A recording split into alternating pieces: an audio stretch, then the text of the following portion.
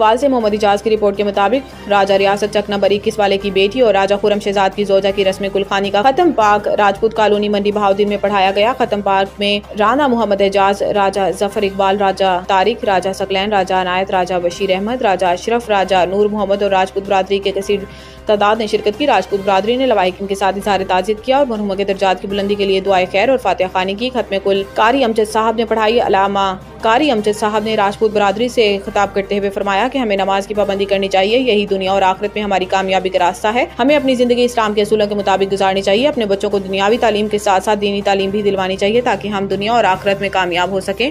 آخر میں علامہ قاری امجد صاحب نے مرحومہ کے لیے قرآن خوانی کی اور ان کو ایصال ثواب کیا۔ اگلی خبر ہے ملک وال سے محمد اعجاز کی رپورٹ کے مطابق پنوار راجپوت انقلاب گروپ کی اعلیٰ قیادت صدر ناصر عباس پنوار جاگو کالا، نائب صدر رانا علیم پنوار، فائنانس سیکرٹری چک نمبر 43 ضلعی صدر عمران حسن پنوار آف حافظ آباد محمد خان پنوار چک نمبر 43 نے رانا محمد اعجاز کی رہائش پر ان سے ملاقات کی۔ رانا محمد اعجاز نے اعلیٰ قیادت کا استقبال کیا اور ان کے اعزاز میں دعوت کا اہتمام کیا۔ پنوار راجپوت انقلاب گروپ کے رہنماؤں نے رانا محمد اعجاز کو کتاب تاریخ خاندان راجہ سانسمل لکھنے پر مبارکباد دی اور نیک تمناؤں کا اظہار کیا۔ اس موقع پر اعلان کیا کہ ہم جلد ہی کتاب کی تقریب رونمائی کے لیے پروگرام کا انعقاد کریں گے جس میں پنجاب بھر کی اہم شخصیات کو دعوت دی جاتی ہے۔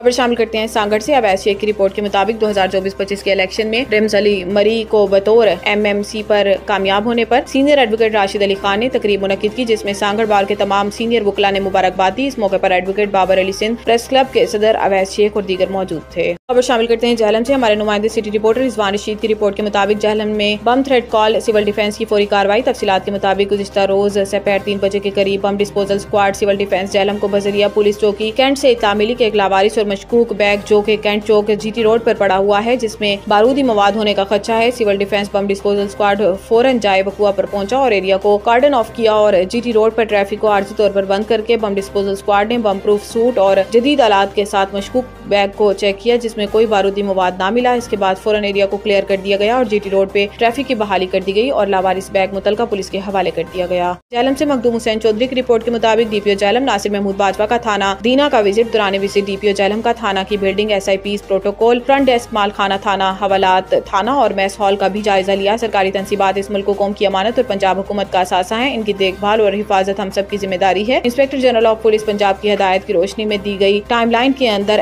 FIR کے اندراج کو یقینی بنایا جائے۔ پولیس کی کارکردگی جانچنے اور پولیس افسران اور شہریوں کے مسائل جاننے کے لیے وزٹ کا سلسلہ جاری ہے۔ اب تک کے لیے اتنا ہی۔ مزید خبروں سے باخبر رہنے کے لیے پڑھیں صبح کا اخبار، روزنامہ ریٹ نیوز اور تازہ ترین اپڈیٹ کے لیے وزٹ کریں ہماری ویب سائٹ retnews.pk۔